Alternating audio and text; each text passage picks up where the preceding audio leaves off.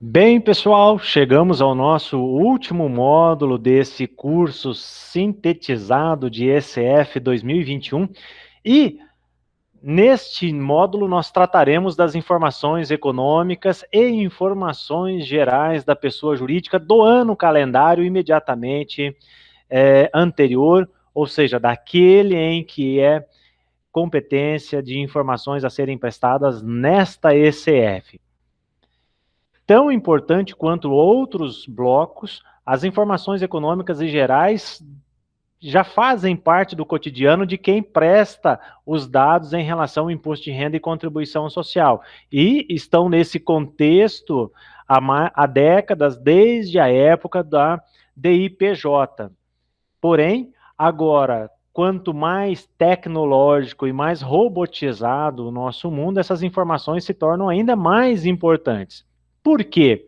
Nas, nas informações que eram prestadas até a DIPJ, por exemplo, aquilo a gente, como já falei inicialmente para vocês, as informações eram exclusivamente lançadas para um formulário eletrônico. E a gente sabe que hoje há uma modernidade em relação ao processamento dos dados e sabemos o quanto eles se tornam importantes para a Receita Federal. Com isso, esses blocos, eles são imprescindíveis que as suas informações sejam contempladas da forma mais correta possível. Por quê? As informações que aqui estarão contempladas são aquelas que serão utilizadas para validação dos dados que estão em muitos outros registros da própria ECF e da ECD e outras obrigações até prestadas pela informação da pessoa jurídica no decorrer do ano, inclusive informações prestadas por terceiros. Isso mesmo, muitas informações contempladas dentro das informações gerais e das informações econômicas da pessoa jurídica não são prestadas algumas vezes pelo próprio declarante, mas sim por outros entes participativos do sistema público de escrituração digital. E aí, convido aqui novamente a nossa equipe de consultores que vão fazer essa última parte do nosso treinamento. William, Renan, sejam bem-vindos. Por quem começamos? Olá, Wellington. Olá, amigos da Garcia Moreno. Olá, William. Vai começar por mim. A gente vai falar um pouquinho agora sobre as informações econômicas. Aqui nesse módulo, vamos falar das principais informações econômicas que mais afetam as corporações e ao que a gente mais tem visto nas auditorias que fazemos com relação a esses registros do bloco X. Tem uma infinidade de outros registros, mas aqui a gente vai falar dos principais. Para começar, eu vou apresentar a tela aqui para vocês poderem acompanhar comigo. Quando aparecer para vocês, eu peço para me confirmar. Só mais um instantinho. Aqui, ok, Renan. Ok. Perfeito. Então, o primeiro registro que a gente vai falar, não é importante destacar que é o registro X280, como vocês podem ver aqui, atividades incentivadas, pessoa jurídica em geral. Esse registro ele deve ser preenchido pelas pessoas jurídicas que, de acordo com a legislação vigente, tenham direito à isenção ou redução do imposto de renda, né? E que tem direito no seu... E ela também deve destacar que elas devem ser informadas individualmente todos os benefícios fiscais que a pessoa jurídica tem direito e os seus respectivos projetos. Vamos lá. Aqui no X280, a gente, quando clicar no maisinho ali, vai ter a tabela do benefício fiscal. Nessa tabela, vocês vão informar qual que é o tipo do benefício fiscal que vocês têm, se é de redução de 100%, se é isenção, se é redução de 75%, 70%, de acordo com o seu planejamento, de acordo com o seu projeto, você vai fazer a informação do código na tabela do benefício fiscal. Então, vai informar também individualmente qual foi o órgão que concedeu esse benefício para você, se é Sudan, Sudene ou se foi outros, e também vai informar o projeto que você tem de benefício fiscal. Se é um projeto de ampliação, diversificação, ProUni, se é algum evento FIFA, do que for o projeto que você tem aprovado, que concede esse benefício, esses incentivos, você vai fazer a informação aqui. O número, o ato que concedeu o benefício, o prazo de vigência de início e de fim, enfim. Aqui nesse registro X280, a gente vai fazer a informação individualizada de todos os projetos e benefícios que a pessoa jurídica tenha. Aqui no X291, ele trata sobre as operações com o exterior de pessoa jurídica vinculada, interposta ou com um país com tributação favorecida.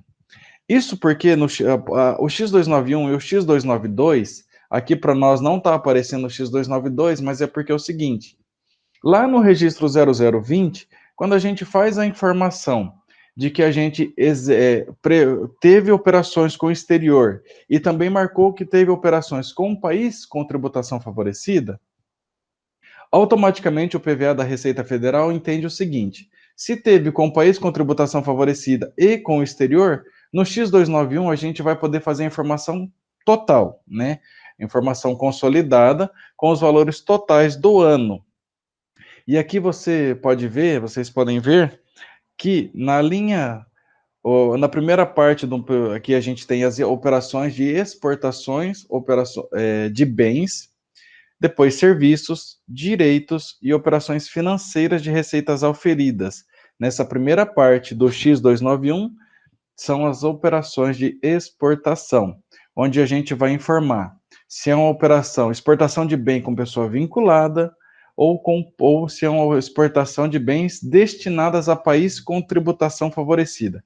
Se não for nenhuma dessas duas opções, será demais exportações de bens, que, como eu disse, lá no registro 0020, a gente informou que tinha os dois tipos de operação. Hipoteticamente, aqui nesse caso, se a gente tivesse informado que não realizou operações com pessoas vinculadas, interpostas ou com um país com tributação favorecida, e tivesse marcado somente que a gente faz operações de exportação, no lugar do X291 apareceria o X292, mas com o mesmo princípio, a informação dos valores totais do ano que foram realizadas durante o ano calendário da escrituração. Aqui no X300 e no Renan, X320... só complementando uma coisa, tá, pessoal? É importante dizer que quando a gente tiver dúvida sobre quem são os países com tributação favorecida, a RFB que nos diz, tá?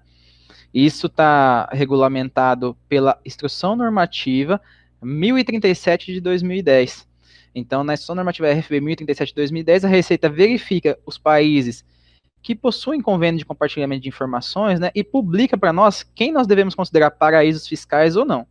Acerca das pessoas vinculadas e interpostas, são aquelas que são coligadas, controladas, matrizes no exterior, filiais no exterior, né? São pessoas que possuem relacionamento de sociedade, de grupo econômico conosco e em outros países, que devem receber esse tratamento de tributação favorecida também. Então, são esses dois tipos de sociedade que o Renan está comentando aqui conosco. Maravilha, olha, obrigado pelo complemento, é muito valioso essa informação, porque assim, às vezes a pessoa, né, que está fazendo a declaração ali, ela não lembra ou não sabe se esse país com que eles tiveram operações são de tributação favorecida ou tudo mais. Então, lá na IN 1037 de 2010, você vai ter essa informação e ela sempre está atualizada, né? Prosseguindo, depois de preenchido com os valores totais do ano no X291 ou no X292, conforme for o caso, basicamente, quando a gente faz informação e que a gente realizou operações nesses casos de país com tributação favorecida, pessoa vinculada ou interposta, a gente está sujeito ao transfer price. E essas operações, para que o fisco tenha a visão de como ela foi realizada, essas operações, seja de exportação ou de importação, elas serão detalhadas no X300 e no X320, respectivamente. O X300 são operações com exterior de exportações que é esse que está aparecendo para nós aqui, e o X320 é operações com o exterior de importações, mas os dois seguem o mesmo princípio, né? Vai ser o detalhamento das operações de exportação ou de importação com países com tributação favorecida. E aqui no X, vamos utilizar o X300 como base aqui, a gente vai fazer a inclusão da operação, informando o número de ordem da operação, né? Esse número é um número cadastrado pela própria pessoa jurídica declarante para fins de controle. E vai colocar aqui o tipo da exportação, se foi de bens, de serviços, direitos, o que foi realizado nessa operação. Vamos simular aqui que foi uma operação de bens. Vai descrever o que foi essa operação de exportação, o valor total da operação, o NCM que foi envolvido nesses produtos, a quantidade, a unidade de medida que foi utilizada e o indicador de operação sujeita a arbitramento, se é sim ou não. Vamos dizer que não seja. Aqui não, ele não vai liberar. Sim. Sujeita ao arbitramento, sim. Ele vai te dizer conforme esse arbitramento, o que é? Seria o transfer price. Então, aqui você vai fazer a forma do seu transfer price. Sobre o cálculo do preço de transferência, a gente tem um material muito completo no nosso site que explica certinho o PSEX, o PVA, o PVEX, o PVV, todas essas operações de exportação e também de importação, o cálculo do preço de transferência que deve ser respeitado para fazer essas informações. Renan, eu gostaria só de fazer um breve adendo sobre o que são os preços de transferências, né? Brevemente, coisa rápida.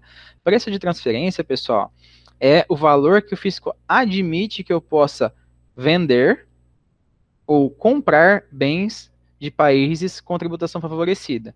Qual que é a função disso? É evitar que eu externalize lucros para esses países que têm tributação menor.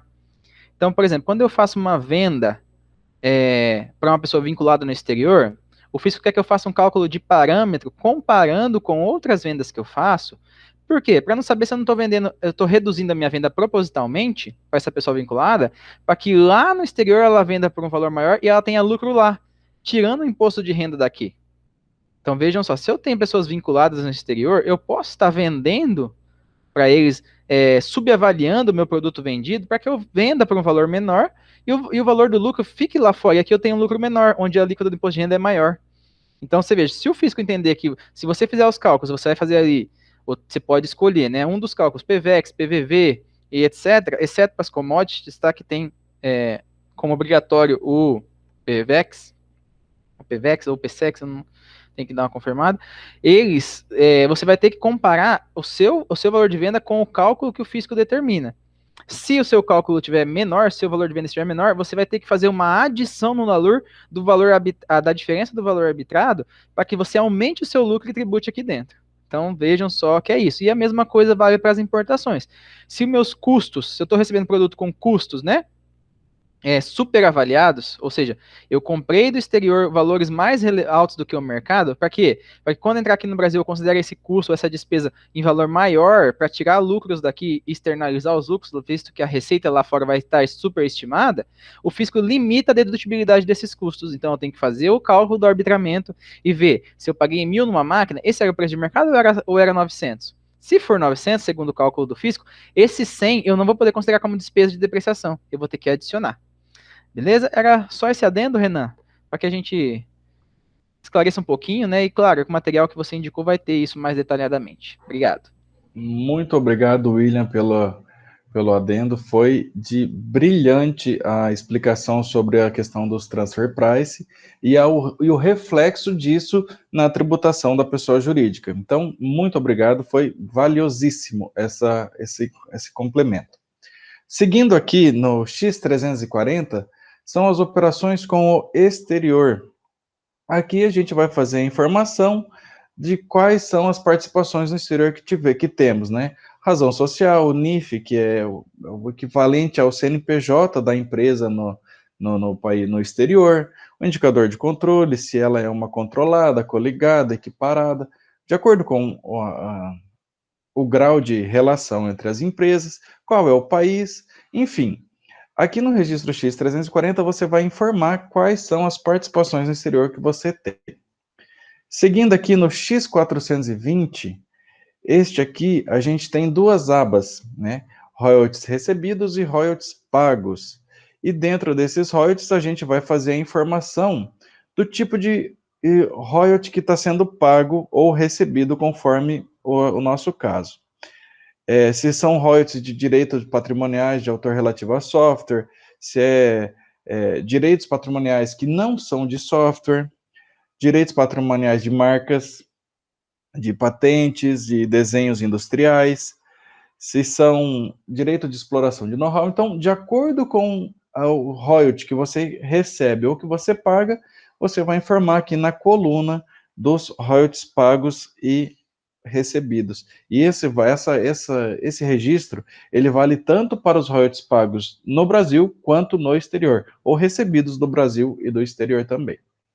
Seguindo aqui também, temos os registros X430 e o X450, né?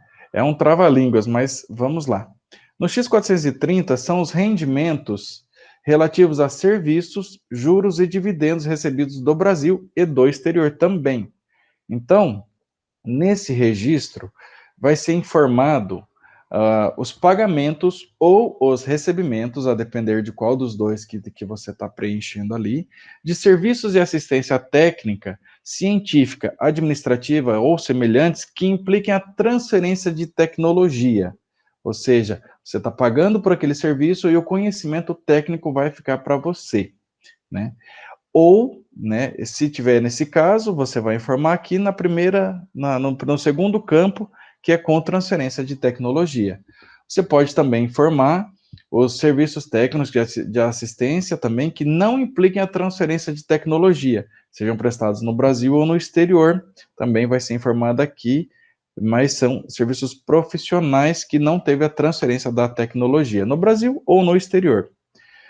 Vai informar também os juros sobre capital pagos, o juro sobre capital próprio, pagos ou recebidos, a depender do X430 ou 450, demais juros, pagos ou recebidos, e o valor dos dividendos. Então, todos esses valores que já estão reconhecidos contabilmente lá no seu bloco K, no L100, no L300, no P100, P150, todos esses valores que estão reconhecidos lá, eles serão detalhados aqui no X430 e X450, de acordo com se você está fazendo um pagamento ou um recebimento. Não, só uma observaçãozinha, tá? Que a gente vê muito na auditoria. O que você falou é verdade, né? Eu já tenho essa informação lá no meu L300. Geralmente a gente pega muito isso, pessoal, de forma que não tem esses pagamentos, esses recebimentos de juros e serviços, e royalties também, mas lá na contabilidade falou que tem despesas ou receitas dessa natureza, né? Mas só para complementar, esse campo do juros sobre capital próprio, pessoal, é um campo pertinente apenas a juros sobre capital próprio da Lei 9.249, artigo 9º, tá? São os juros sobre capital próprio sujeitos a TJLP das sociedades empresárias. Então, não são os juros sobre capital das cooperativas, que são sujeitos a tributação exclusiva ou definitiva, ou quando de crédito, sujeito a tabela progressiva. Esses aí vão em demais juros. Segundo o manual, no valor do juros sobre capital próprio serão só aqueles de sociedades empresárias. Ok? E também o valor dos dividendos, né? Lembrando, cooperativas não distribuem dividendos, só sobras, né? Então, se tivesse informações de sobras, não vai também nesse campo, porque estamos falando de rendimentos isentos, que são os dividendos de sociedades empresárias. Obrigado, Renan. Eu que agradeço, William, perfeitamente. Então, recapitulando isso que o William disse, o juro sobre capital próprio, que vai ser informado nesse campo aqui de juros sobre capital próprio, é aqueles pagos pelas sociedades empresárias. Os demais juros de sociedade cooperativa ou cooperativa de crédito serão informados lá como demais juros.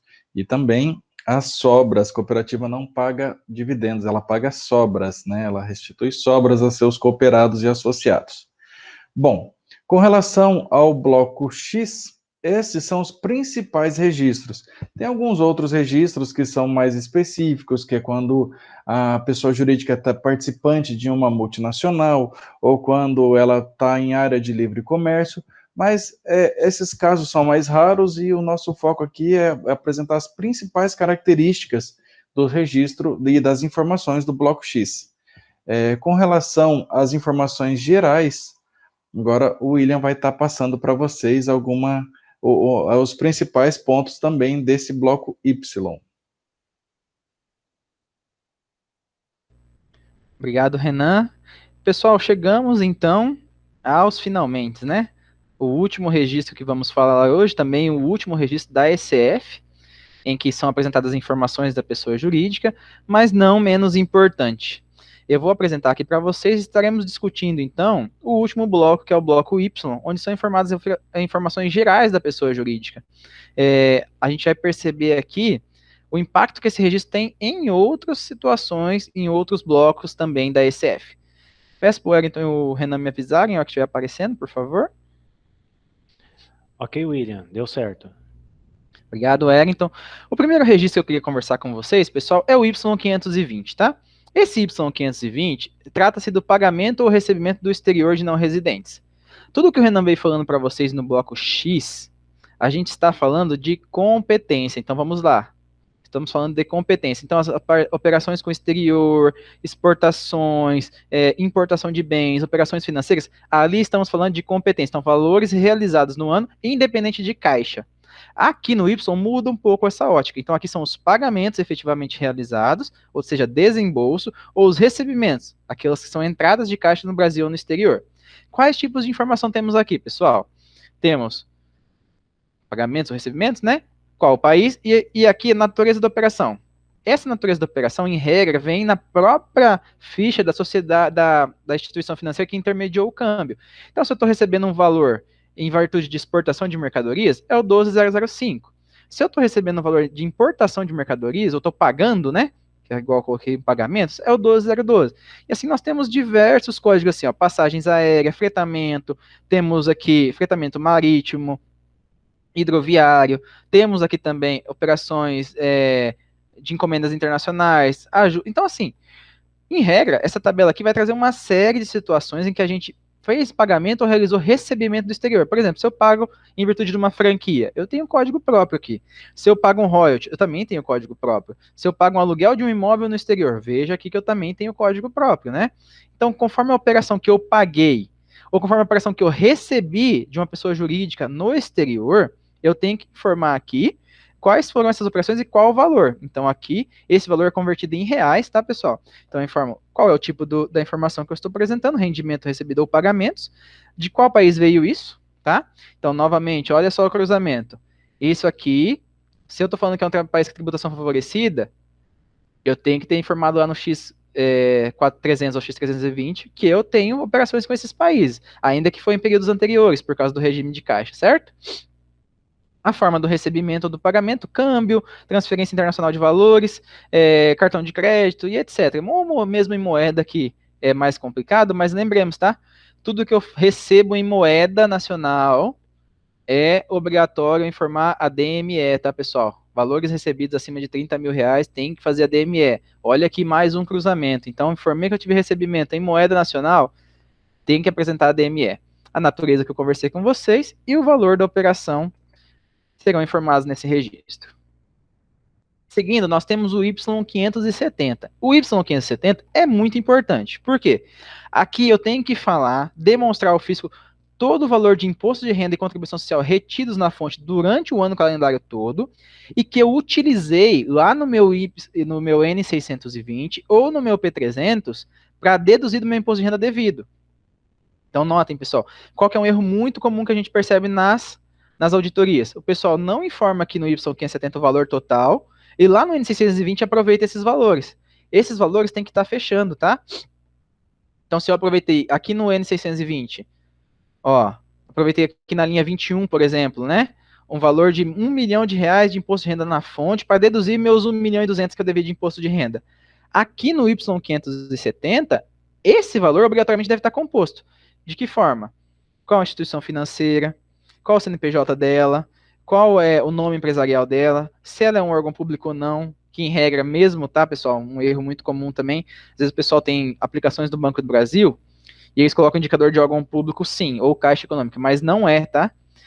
O Banco do Brasil ou a Caixa Econômica são empresas públicas que possuem negociação, né, que possuem controle acionário público, porém, elas não são órgãos públicos. Quando falamos de órgãos públicos, estamos falando de uma prefeitura, de uma câmara, estamos falando da Conab, por exemplo, né? Então, vejam, esses registros aqui, ó, 21, 20, que são os impostos de renda, que eu abati do meu imposto de renda, tem que estar obrigatoriamente detalhados aqui no Y570, e os valores têm que estar fechando. Uma situação muito comum também, nós vemos às vezes que o valor que está aqui é maior do que o valor que foi apresentado no N620. O que temos que fazer então? Eu não posso, pessoal, deixar valores de imposto de renda sobrar num exercício e contabilizar diretamente no valor seguinte, abater no valor, no N620. Então, o que eu faço? Aqui no N630, que é a consolidação anual da minha apuração, eu vou precisar fazer o quê? Informar tudo que eu aproveitei de imposto de renda na fonte e de pagamentos de estimativas mensais, né? Aqui na linha 24 e na linha 20. E aquilo que eu não utilizei, tudo que eu utilizei de imposto de renda na fonte durante o período e os pagamentos estimativos aqui na linha 24 somados, e aqui na linha 20, só aquilo que eu não utilizei de imposto de renda na fonte. Por quê? Para que seja possível constituir um saldo negativo. Esse saldo negativo, eu vou pedir fazer uma PER ou uma DECOMP e restituir esse valor ou compensar outros tributos, tá? Inclusive, vale destacar que a Receita se manifestou recentemente, tá? Que para o pessoal que tem saldo negativo de 2018 e entrou na DCTF Web em agosto, que esse saldo negativo é passível de compensação de tributos já em 2018, tá? Por quê? Porque o crédito, ainda que as estimativas tenham sido pagas em janeiro, fevereiro, março, antes da DCTF Web, o crédito é constituído apenas em dezembro. Então, o fisco entende que esse crédito é passível de compensação cruzada. Então, mais uma vez lembrando, aqui no N630, se eu apurei o balancete de redução suspensão lá em dezembro, eu não posso dever nada aqui, porque eu já quitei todo o meu valor de imposto de renda em dezembro, lá vencendo em 31 de janeiro, e aqui eu vou informar apenas o imposto de renda na fonte que eu não aproveitei. Para quê? Para constituir um saldo negativo. Beleza, pessoal?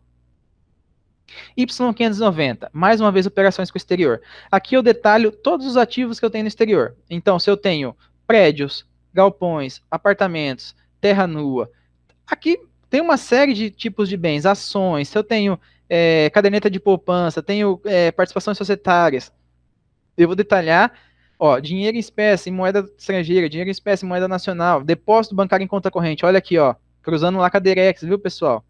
Essas informações de ativos no exterior eu vou apresentar aqui por sua natureza, qual o país, a discriminação, então, por exemplo, se eu indiquei um veículo, né, uma aeronave, qual o modelo da aeronave, qual o ano da aeronave, o valor no final do período anterior e o valor no final do período atual, por natureza de bem, certo? Identificação dos sócios ou titulares, Y600. Aqui, para sociedades empresárias, é muito simples, né? São os sócios da pessoa jurídica ou acionistas, né? E para sociedades cooperativas, nós temos uma diretriz que permite informar apenas a diretoria e os conselhos fiscal e de administração, tá? Então, aqui, como as cooperativas, nós sabemos, são de adesão ilimitada, né? São de adesão, não podem ser fechadas, que nós dissemos, né? Elas têm adesão livre de qualquer pessoa produtora rural ou que cumpram as condições societárias dela. Então, aqui pode ter 1 milhão de sócios. Porém, nas cooperativas, a gente pode informar apenas a diretoria e os conselhos fiscais limitando. Quais são essas informações? Nesse mesmo Y600, nós temos a informação da remuneração desses sócios ou diretores. Então, se eles recebem prolabore, está aqui, cédula de presença está aqui, se eles recebem lucros e dividendos de sociedades empresárias, está aqui também, ó, isso aqui cruzando lá com o registro X que o Renan falou, de dividendos recebidos, ou pagos, né? Então, você vê mais uma vez aqui, ó, informações que cruzam com outros registros. Juros sobre capital, mais uma vez, se eu paguei, para quem que eu paguei? E se teve imposto na fonte. Esses valores aqui vão ser cruzados lá com a DIRF, tá, pessoal? Então, se eu paguei, por exemplo, juros sobre capital próprio pro meu sócio, pro meu diretor, e depois eu fui lá, retive imposto na fonte, eu vou ter que cruzar com a DIRF e com a DIR-PF dele, para saber se essas informações estão casando, ok? William, eu queria complementar também aí nesse registro da informação dos sócios e titulares, que a informação do Prolabore, que ele recebeu da pessoa jurídica que está declarando, também faz cruzamento lá com as contas referenciais de pagamentos à diretoria e também com relação ao L210, que faz relação aos custos. Então, tudo isso é amarrado aí no X, desculpa, no Y600, né? Maravilha, Renan. Muito obrigado pela contribuição. Realmente, além de tudo que nós conversamos, pessoal, do registro X, que tem essas informações, no registro L300 o fisco consegue enxergar isso pela conta referencial e também no L210 em virtude da composição destes custos, tá? Então, note que deve haver um compliance interno das pessoas jurídicas, né, de olhar aqui o Y600, falar, paguei para o Labore, e eu estou declarando a despesa de Prolabore na conta correta. Eu informei lá no registro X o Prolabore, os dividendos que eu recebi ou não. Eu tenho aqui informações de juros sobre capital próprio e deixei de informar. Sobras, por exemplo, né? Então, todas essas avaliações têm que ser feitas entre a ECF. E é isso que a gente faz na nossa auditoria. A gente verifica os campos que a gente sabe que existem mais de um registro e nota se está seguindo uma coerência, se o arquivo apresenta uma estruturação correta de acordo com o layout. Beleza, pessoal? Seguindo, nós temos o Y620, tá? Esse Y620 vai detalhar as participações que eu tenho avaliadas pela equivalência patrimonial. Quem são essas pessoas? São as sociedades investidas, que eu invisto, tá? Não que investem em mim, que eu invisto, que são coligadas ou controladas. Ou mesmo joint ventures, né, que são controles conjuntos, que também são avaliadas pelo método de equivalência patrimonial. Então, aqui a data do evento é a data em que eu tive influência significativa nessas empresas, ou adquiri o controle, né? Tipo de relacionamento, se é controle conjunto, joint venture, se é influência significativa, que é a coligada, se é outras causas, o que são outras causas, pessoal? Várias empresas do mesmo grupo têm participações minoritárias. Então, eu participo numa empresa em 1%, mas é do mesmo grupo econômico que eu, são os mesmos sócios pessoas físicas. Opa, a legislação manda eu avaliar pela equivalência patrimonial e não pelo custo. Então, outras causas aqui. E aqui, exclusão do MEP, ou seja, se eu deixo também de avaliar pelo método de equivalência patrimonial, eu tenho que informar que eu deixei de avaliar, e quando isso aconteceu, certo? Então, aqui a data do evento, né, o indicador, vamos supor que nós temos aqui uma coligada, código do país vai ser o 105, vamos supor que é brasileira, CNPJ, né, opa, sociedade, o nome empresarial, e aí o valor da participação reais, né, então aquele valor está lá no contrato social, né, o valor da moeda original do país, em regra tem que ser igual, né, só se for no exterior que a gente vai ter divergência, e o percentual de participação no capital, tanto no votante, se for uma SA, né, quanto no capital total. Aqui, pessoal, para as cooperativas tem uma situação muito específica que o PVA não prevê. As cooperativas não têm percentual de capital votante, tá? Porque cada associado, reza 5764, tem direito a um voto. Então, todos eles têm o mesmo direito de voto, independente da movimentação no ano e independente do capital que eles tenham na cooperativa. Essa é a democracia das sociedades cooperativas. Então, nessa situação, a gente informa zero aqui, tá? Nessa percentual de participação no capital votante aqui, a gente geralmente informa zero, que é uma situação que não se aplica para ela. O valor do resultado da equivalência no ano, ó, mais uma vez, esse resultado aqui vai estar contabilizado lá no L300, viu, pessoal? Tem uma conta referencial específica, então tem que estar fechando o valor das despesas lá, ou receita de equivalência patrimonial no L300, com todas as informações de equivalência patrimonial aqui do Y620. Anotem aí mais uma regra de cruzamento. Data da aquisição de participação, qual que é a diferença dessa para essa? Pode ser que aqui eu adquiri uma empresa em 1 de 2019, mas aqui eu não tinha influência nenhuma nela. Era uma participação insignificante. Mas eu passei a ter influência em 1 de 2020. Então é isso que muda, tá? É a data do evento que deu origem à equivalência patrimonial. Sumário em cartório, aqui é só para quem está registrado em cartório, tá? Quem é junta comercial não precisa. Laudo protocolar na RFB. Muito importante, pessoal. Se eu tenho mais-valia e goodwill nessas aquisições de investimentos, que eu vou ter participação depois, quando eu realizar, eu posso abater do meu ganho de capital, a legislação fala que é obrigatório que eu tenha protocolado esse laudo na Receita Federal. Se eu não protocolar, na hora de baixar meu custo da alienação desses investimentos lá no meu resultado, esse custo vai ser indedutível na parcela do goodwill e da mais-valia, tá? Então, informa aqui se eu fiz o laudo e qual é o número desse processo. Legal? Esse é o Y600, tá? 620. Fundos em clubes de investimento, aqui são para situações de pessoas que têm administradoras de clubes de investimento, tá? Ou se são cotistas, tá? Então aqui, se você tem clube de investimentos na bolsa e etc., você vai informar o CNPJ, quais são as cotas que você tinha no final do período e qual a quantidade, né, de cotistas e cotas. O patrimônio total do fundo, tá? A data de abertura e a data de encerramento. Se a data de encerramento do fundo ainda estiver vigente, você deixa em branco. Esse aqui é uma situação bem específica para as empresas que deixam de aplicar, por exemplo, na bolsa de valores, né, instituições financeiras e passam a integrar fundos e clubes de investimentos que eles constituem para esses fins, né? Participações em consórcios de empresa, esses consórcios são aqueles regulamentados pela Lei 6.404, tá? Então, todas as pessoas jurídicas, como eu falei lá no 0020, pessoal, que constituem consórcios de pessoas jurídicas de interesse comum, por exemplo, hidrelétricas, né? Duas pessoas jurídicas constituem um consórcio para operar uma hidrelétrica para geração de energia própria, para consumo próprio. Eles têm que constituir um consórcio, tirar um CNPJ, porém, esse CNPJ não tem personalidade jurídica, nem regime tributário.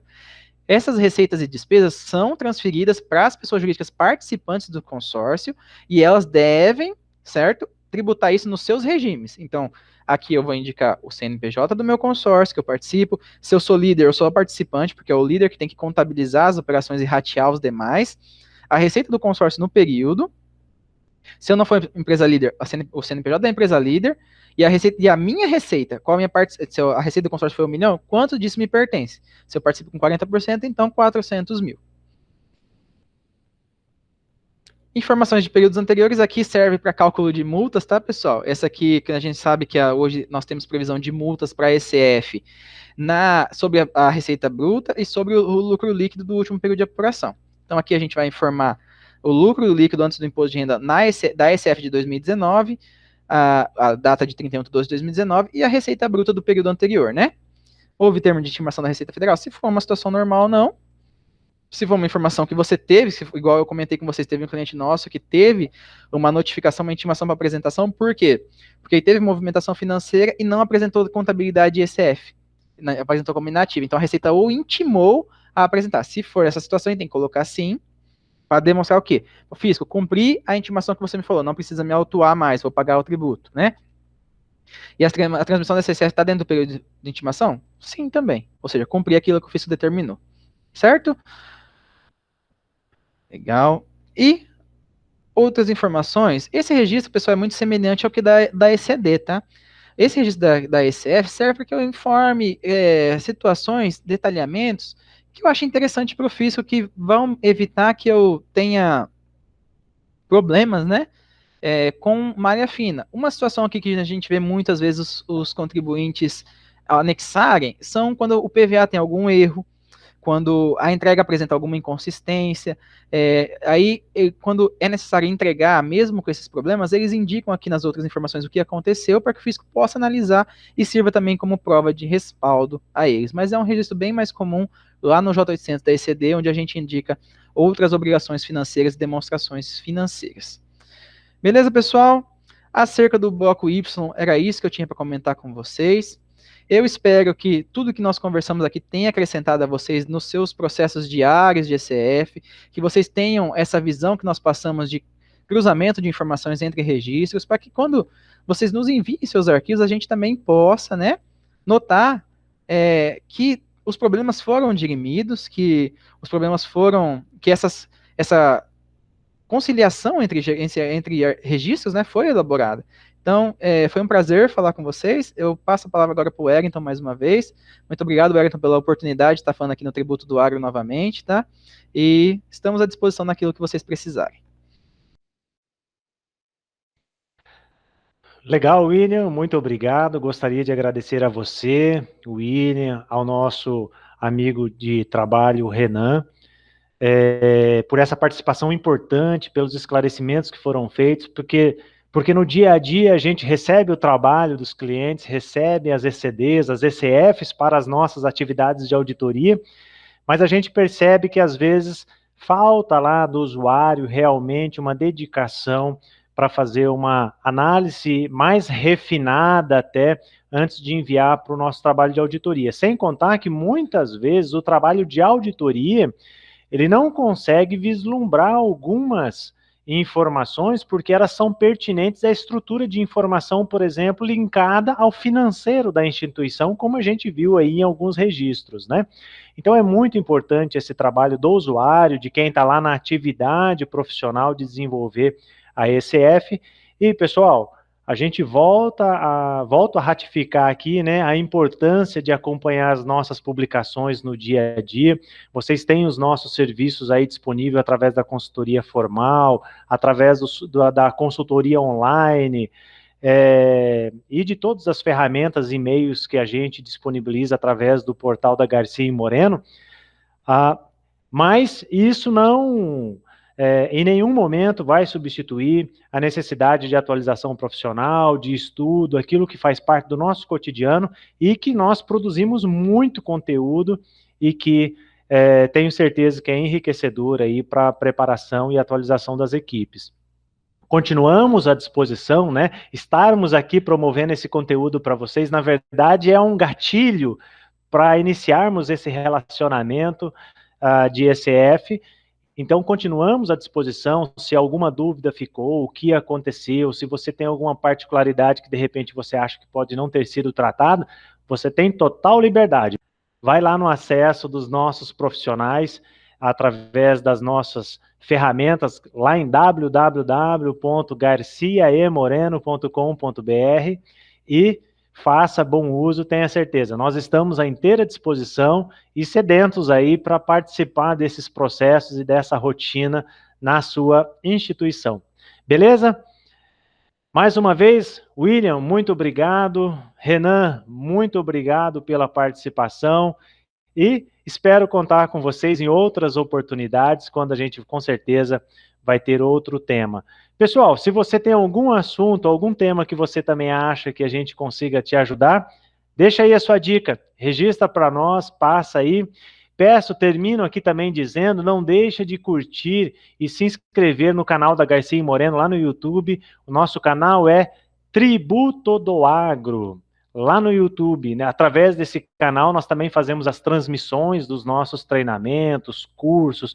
Semanalmente fazemos também os nossos webinagros, que são os debates daqueles temas que são mais pertinentes à semana, ao momento.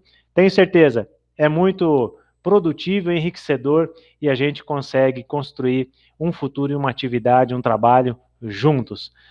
Mais uma vez, muito obrigado. E até a próxima.